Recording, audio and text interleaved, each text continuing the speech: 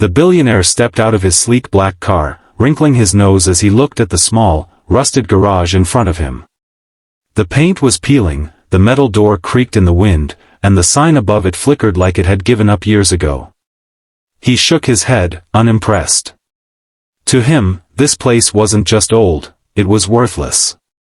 But inside that broken-looking garage, something extraordinary was waiting to be seen.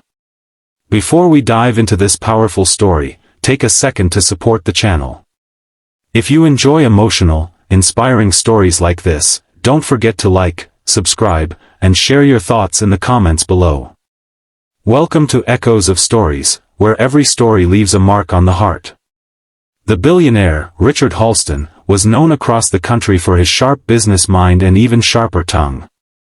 He had built his empire from the ground up, but somewhere along the way, he had lost his patience for anything that didn't look perfect.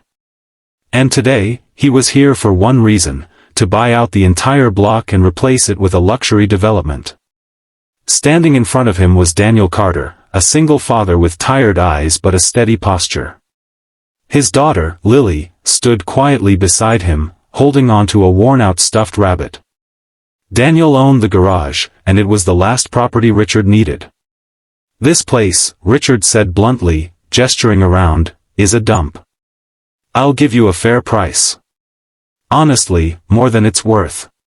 Daniel didn't react the way most people did when faced with someone like Richard. He didn't get angry. He didn't beg. He just looked at the garage, then back at Richard, and said calmly, "It may not look like much, sir, but it's all I have." Richard scoffed. "Everyone says that. But everything has a price." Lily squeezed her father's hand, looking up at him. Daniel gave her a soft smile before turning back to Richard. "Can I show you something first?" he asked. Richard hesitated. He wasn't used to being asked, he was used to deciding. But something in Daniel's tone made him pause. With a sigh, he nodded. "Fine. Make it quick." Daniel walked over to the rusty door and pulled it open. It groaned loudly, revealing a dimly lit interior. At first glance, it looked just as unimpressive as the outside. Old tools, scattered parts, oil stains on the floor. But then the lights flickered on. And everything changed. Inside the garage, hidden behind the mess, were two stunning classic cars. One was a beautifully restored vintage race car, painted in bright blue with an orange stripe running down the center. The other, a deep red masterpiece, gleamed under the lights like it belonged in a museum. Richard's expression shifted instantly. His eyes widened as he stepped inside, almost forgetting where he was. "What is this?" Daniel walked past him, gently placing a hand on the blue car. "This," he said softly, "is years of work. Every night after my shift. Every dollar I could save." Richard circled the car slowly, his businessman instincts kicking in. He could tell immediately, these weren't just old cars. They were rare. Valuable. Possibly worth millions. "You built these?" Richard asked, his voice quieter now. Daniel nodded. "Restored them. Piece by piece. My dad taught me before he passed. I just kept going." Lily stepped forward, her small voice breaking the silence. "Daddy says every broken thing deserves a second chance." Richard froze. For a moment, the world around him seemed to fade. That simple sentence, spoken by a child, hit him harder than any business deal ever had. He looked at Daniel again, really looked this time. The worn clothes, the tired hands, the quiet dignity. "Why didn't you sell them?" Richard asked. "You could have made a fortune." Daniel smiled faintly. "Because they're not just cars. They're memories. They're hope. And, they remind me that no matter how broken things look, they can still become something beautiful." Silence filled the garage. Richard glanced around again, but now he didn't see a dump. He saw dedication. Passion. love. And something else, something he hadn't felt in a long time. Respect. He took a deep breath, then turned to Daniel. I came here today to buy this place, he said slowly. But I think I misunderstood its value. Daniel said nothing. He simply waited.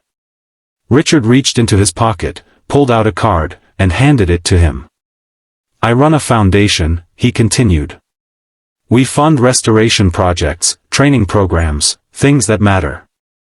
People like you, they're rare. Daniel looked surprised. What are you saying? I'm saying, Richard replied, I don't want to tear this place down.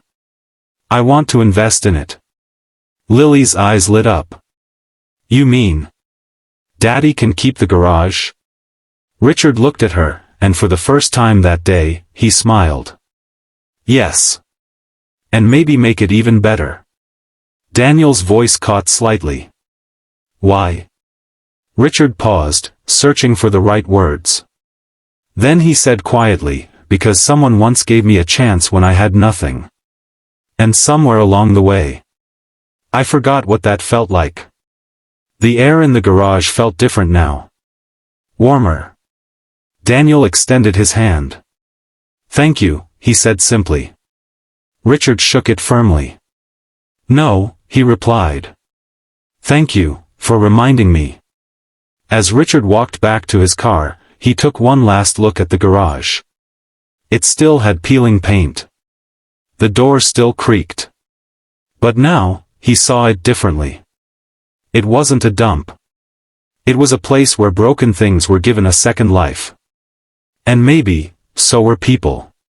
Back inside, Daniel knelt beside Lily. She wrapped her arms around him tightly. You see, sweetheart, he whispered. Kindness always finds its way back. And for the first time in a long while, Daniel felt like everything was going to be okay. Because sometimes, all it takes is one moment, one act of understanding, to change everything. So if there's one thing to take from this story, it's this: never judge too quickly, never underestimate what someone is building in silence, and never forget that kindness can turn even the coldest hearts warm again. And maybe, just maybe, behind every rusty door, there's a story worth discovering.